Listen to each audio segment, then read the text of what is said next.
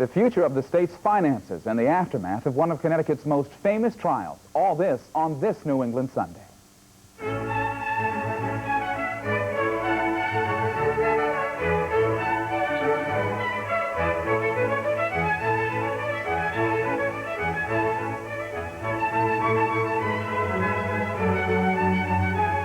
Well, good morning, everybody, and welcome to New England Sunday. I'm Jeff Cole. Spring is well underway now, isn't it? And we hope that you'll spend the first part of your Sunday here with us on New England Sunday. And speaking of spending, is the state spending too much, or is it taxing too little, or both? That's among the issues we'll be discussing with Connecticut's Speaker of the House, Richard Balducci. The state is facing a major shortfall in meeting its projected budget, and we'll see where the Speaker sees the solution coming from. Also, we'll look back and forward from the verdict in the Wells Fargo robbery trial. We'll meet a man who has been following the case for over 5 years now, and we'll meet one of the lawyers involved in that case. And more when we come back. All this on New England Sunday today, so please stay with us.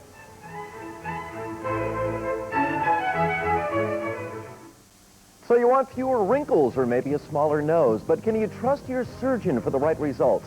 We'll show you what to look for this week on Eyewitness News at 5. Also, she overcame her physical disability to become a top TV anchor woman. Bree Walker shares her personal story and talks about her newest challenge. We'll have some terrific gift ideas for delicious New England mail-ordered goodies, and we'll meet the world's most promising young ballerina. She happens to be from West Hartford. Join us all week at 5.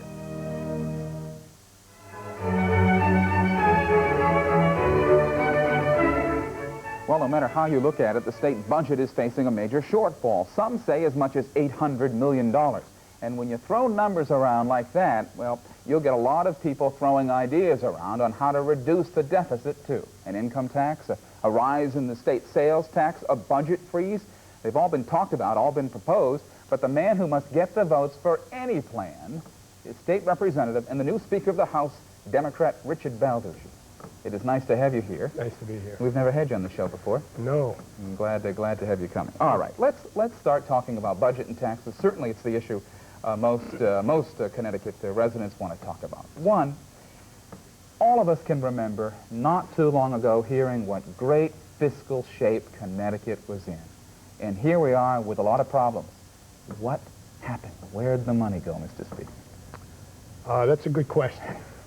But if you stop and look at it and think about the kind of economy that we've had for the last 6 or 7 years, recognizing the fact that it's been growing, it's been expanding, then I think that's part of the answer. What's happened is the economy in and of itself has begun to level off a bit, at least in the state of Connecticut.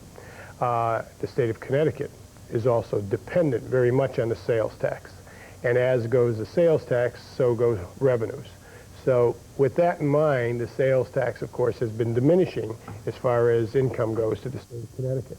We have also had, on the federal level, a new tax plan, which was passed in 1986, and its effects have also been on the people of the state of Connecticut, certainly on the business area, where we've lost hundreds of millions of dollars in income that we normally would have had.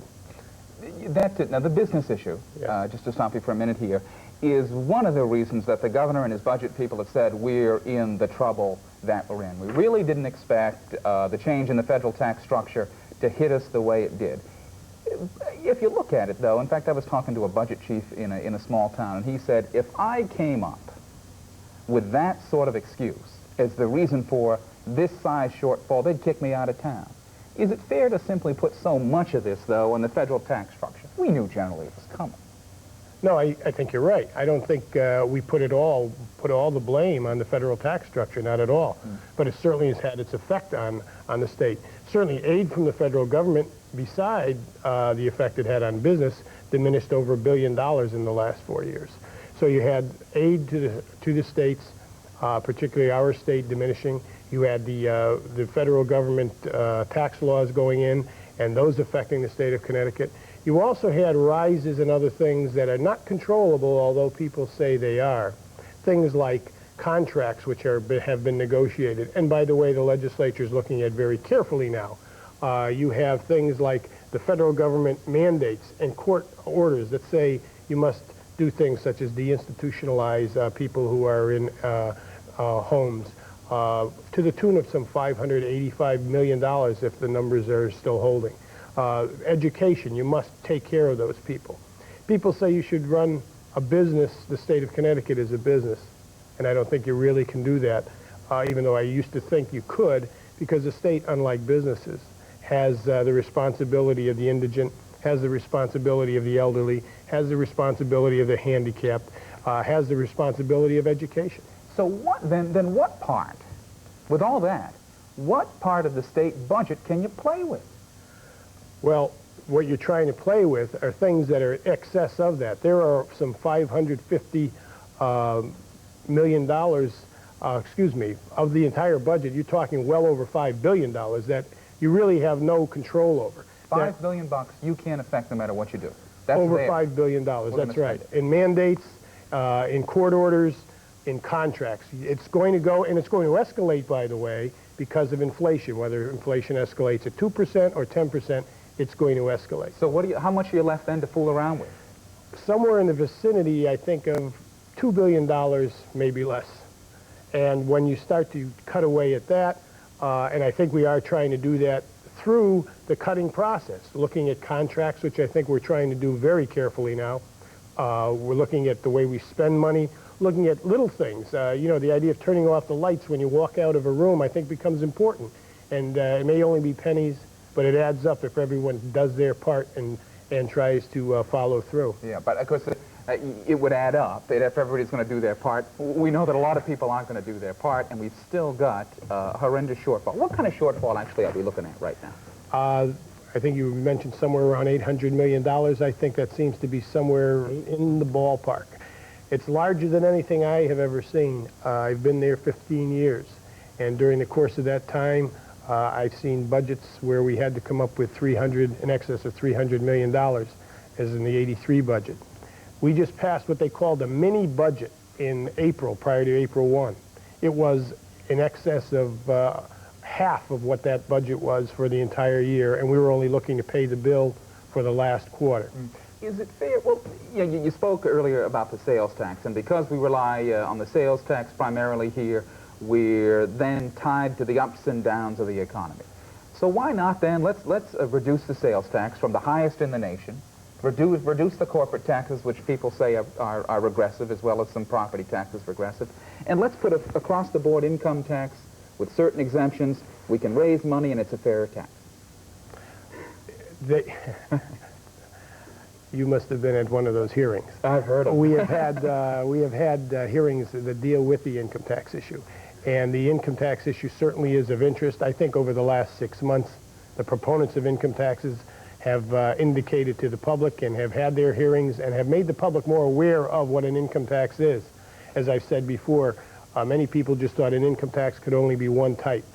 They have found out that there are as many types as there are grains of sand on the shore. And it has some merit, and I've looked at it and talked about it. However, an income tax over the course of time, every state that has an income tax has reduced the other taxes, has gone ahead and upped the income tax, and has also upped the other taxes to help pay the rent, so to speak. You know, of course you do know, the people who are putting forth this income tax are saying, well, let's have a constitutional amendment holding the income tax at a certain level so we can't every year sort of go in and push it up and push it up and push it up. Well, you buy that? A constitutional amendment, I think if they had a constitutional amendment or went out and did some kind of a referendum and let the people decide, I think you'd find out that the majority of people in the state would still vote against it. To say that before you can raise a tax, you had to do it through a constitutional amendment, is that what you're saying? I think would be rather difficult for most, because I don't think people would want to do that. Is it though then, in some way, more fair to bang people who who drink beer, who hit alcohol, hit the gas tax? People need the gas tax to sort of get around and make a living. How is that more fair than an income tax, I guess? Well, basically one of the things, and the proponents most of an income tax generally say, that the sales tax is regressive. Right. And I suppose if it were on all items, it would be true. But the sales tax is not regressive in the sense that all necessary items are exempt. We exempt clothing, for instance, now up to $75. We exempt all medical expenses. We exempt food. the issues you're talking about, beer, wine, cigarettes, candy, those types of things are not necessary to sustain life. And of course, it's one of the things that we do tax.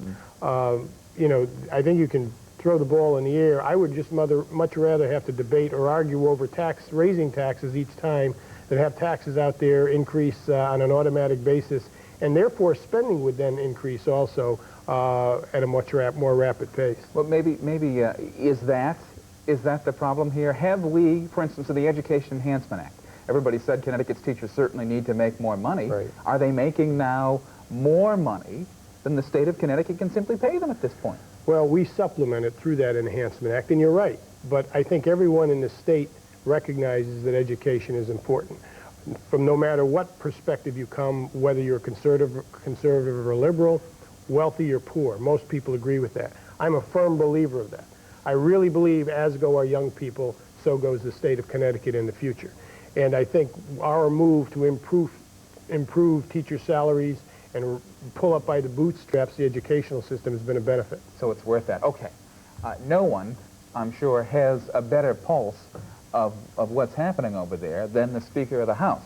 Where are we going to end up, Mr. Speaker? Tough question. I know you can get some sense. Where are we going to end up? What are we going to come out with? Well, hopefully everyone is talking taxes because everyone is interested in taxes because it hits everybody in the pocketbook. However, I am not a believer that we're going to do it all by taxes. I don't feel that that's possible. I don't think it's fair. I would like to see it be a combination of taxes and tax cuts. People have asked me how much I thought we could raise in taxes or how much I thought we could cut. I would like to see somewhere in the vicinity of $150 to $200 million of our deficit taken care of through tax cuts without hurting the people and the programs that are absolutely necessary to the state of Connecticut. You're saying tax cuts. You mean budget cuts? Excuse me, budget cuts. So that means you call in the governor's commissioners and say, look, we want 3% more out of your budget. That's one of the ways, and that's one of the things the governor's already proposed, by the way, certain cuts across the board through the agencies. Yes, that would be one of the ways that we would do it. But you folks want more than what the governor's proposed. That's right. I think we can hopefully do another $150 to $200 million on the bottom line before all is said and done. That's what I think ideally we can do. Okay. Whether we can or not, I'm not absolutely sure, and we're looking at that right now. Let me ask two questions then. Can we do that without hurting state services? No, you're going to hurt, no matter what you do, you're going to hurt some areas. It's just a matter of how much you hurt them and what kind of programs, will be hurt. Okay, then where are the taxes going to come? The taxes are going to come from, and the proposals are already out, I think you will see a rise in the sales tax. Well, there's the 8.5% proposal, which I think is going to meet with a great deal of resistance. More likely, I would think in the vicinity of 8%. You will see, I'm sure, additions made or deletions made in the capital gains and the dividends tax, that type of thing. The 60% removal, as the federal government has already done, will probably be part of the package also. Okay, very good. We're going to take a break for a minute. I know you're going to sit right here, and we're going to talk to you some more. Great. We'll be back after a break, and when we return, we'll be back with the Speaker of the House, Balducci, and we'll discuss other issues facing the state, including politics. So please stay with us. We may still talk about taxes, too. So come back.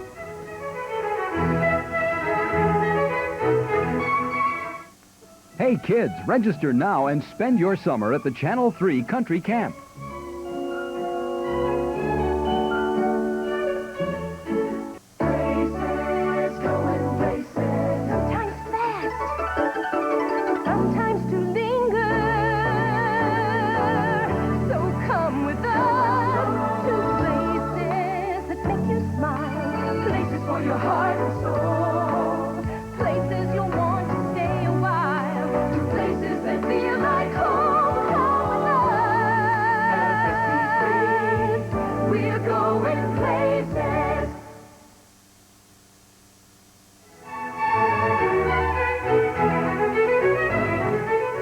And welcome back to New England Sunday, and we continue our discussion now with the State Speaker of the House, that Democrat Richard Balducci. Thanks. One more tax question, if I could, and I know you answer these things all the time, but I guess this will be the way it is for a number of weeks to come. Right.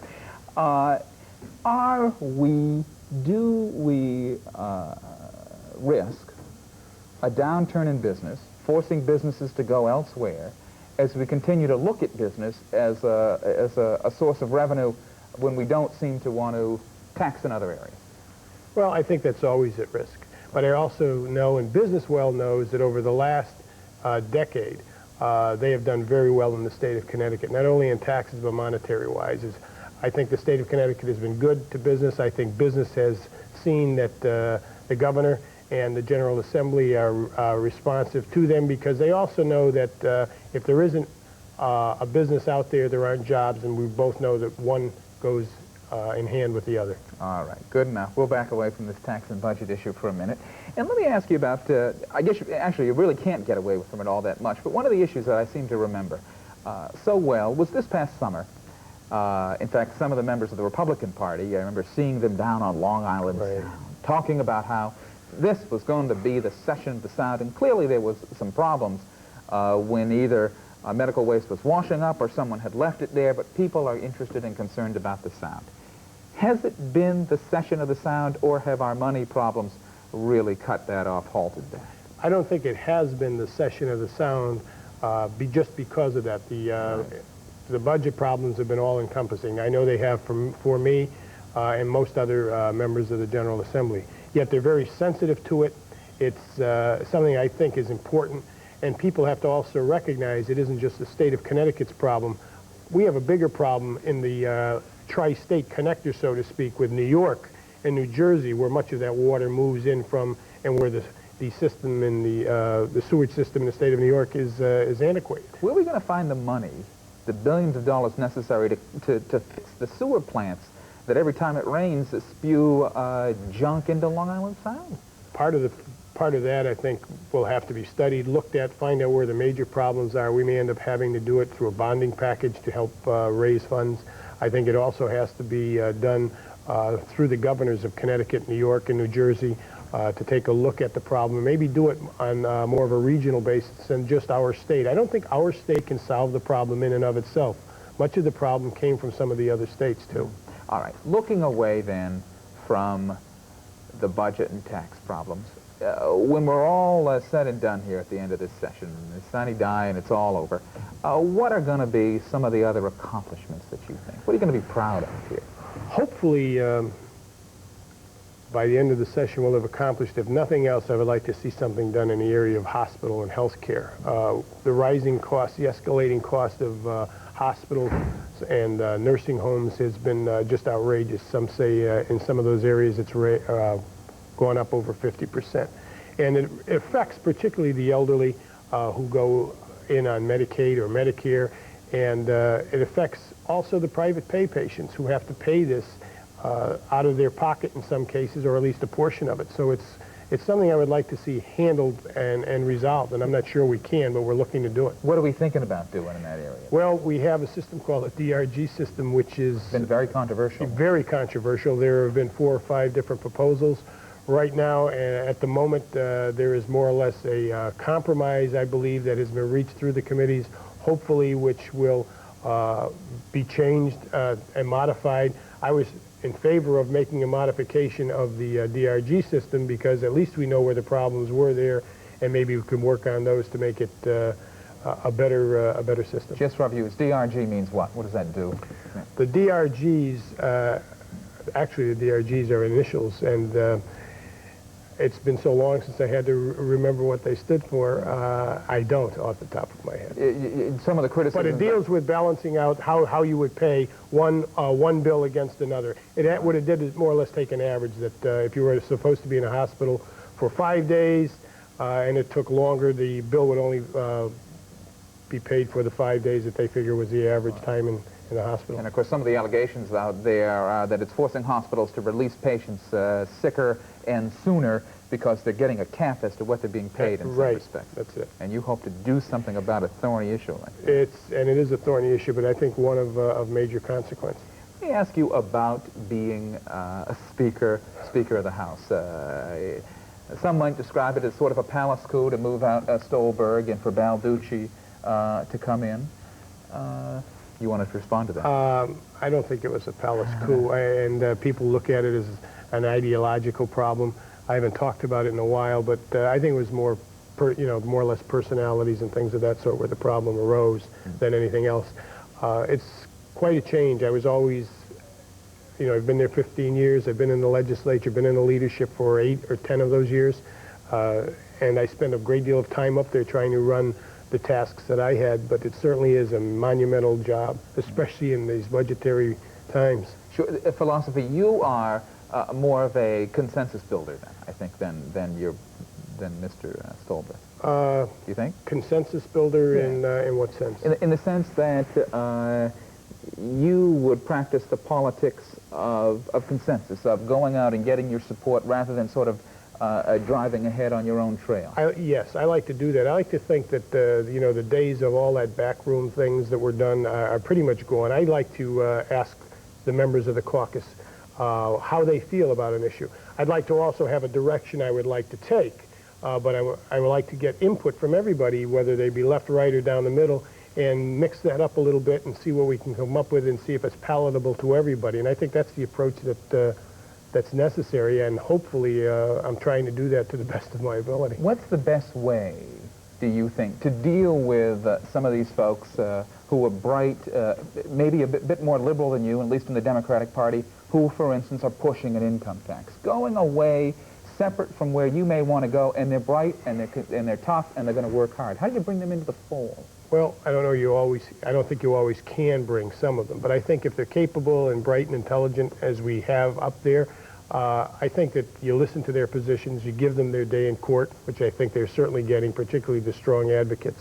Recognize the fact that they're making a good point, and then maybe in the future theirs will be the way to go. I don't think we can do that right at the moment, and I think they know that I feel that. But giving them their time and their opportunity to speak and express how they feel, I think is important to them and to everyone else. Do we need a full-time legislature in Connecticut? I don't think so. I think the idea of the citizen legislature is important. The idea that you're out there with the people that you represent for most of the time during the course of the year is important. Once you get away from that idea of being seen downtown and walking around or having a job, if you may, I think sometimes you lose touch with reality and where you are, and I don't think that's good, because that's not why we set up the legislature. That's when you become a member of the U.S. Congress, right?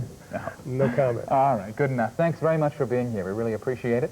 We certainly hope to have you back once the session ends, and we can talk about how things worked out. Look forward to it. Good enough. Speaker Richard Balduschi. When we come back, we're going to talk about the Israelis' role in the Iran-Contra affair. So please stay with us.